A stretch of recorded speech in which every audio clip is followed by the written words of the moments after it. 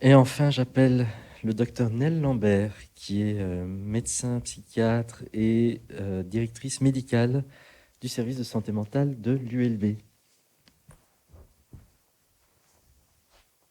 Bonjour.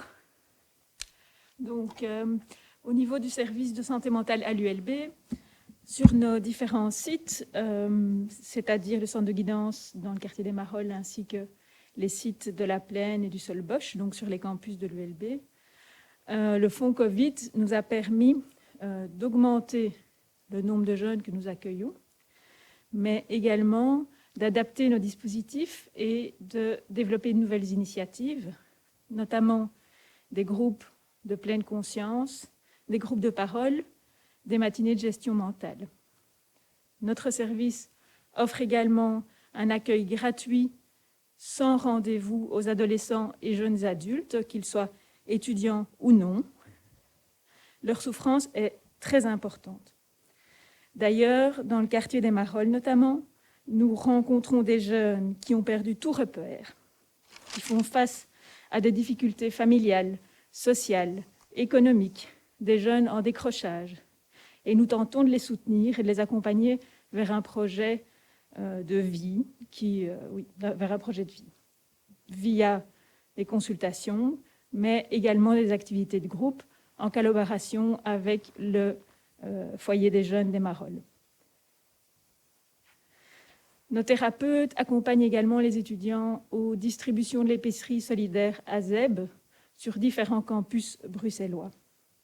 Enfin, nous tentons de recréer du lien au travers de balades qui permettent aux jeunes de se revoir en vrai. En effet, le lien social, essentiel pour se construire sa personnalité au contact des adolescents et des jeunes adultes autres, sont très importants. Les conséquences dramatiques de cette crise sont l'isolement, la perte de liens et le décrochage notamment. Les ados et jeunes adultes, plutôt en retrait lors de la première vague, vont maintenant très mal. Le nombre de jeunes s'adressant à nous explose. Donc, par exemple, la semaine dernière, nous avons eu plus de 50 demandes de jeunes.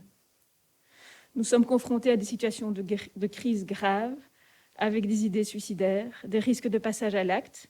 Et étant donné que les réseaux hospitaliers, pédopsychiatriques et psychiatriques sont saturés, nous tentons de contenir nos patients comme nous le pouvons. Par ailleurs, nous rencontrons des jeunes qui n'ont jamais vu de psy et le climat anxiogène, l'isolement ont des conséquences graves sur leur santé mentale et leur bien-être. Nous réinsistons sur le fait que nous avons le sentiment d'être au début de la vague psychologique du Covid. Le fonds Covid Jeunes nous permet d'adapter notre réponse à la situation, mais malheureusement, nos moyens ont déjà atteint leurs limites.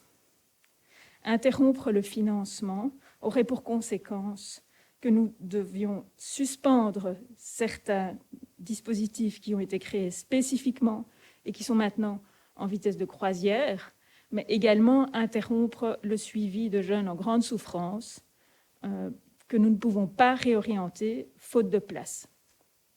Il est donc indispensable pour nous de nous permettre de continuer notre travail dans lequel nos équipes et les jeunes thérapeutes engagés dans le cadre de ce fonds Covid se sont investis avec énergie, créativité, afin de rencontrer les jeunes et de leur permettre d'accéder à notre aide. Les conséquences psychologiques de la crise vont malheureusement perdurer encore des mois et probablement des années. Les ados et jeunes adultes ont besoin d'aide structurelle au niveau des services de santé mentale.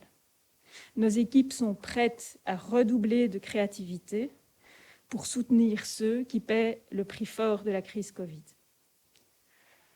Merci.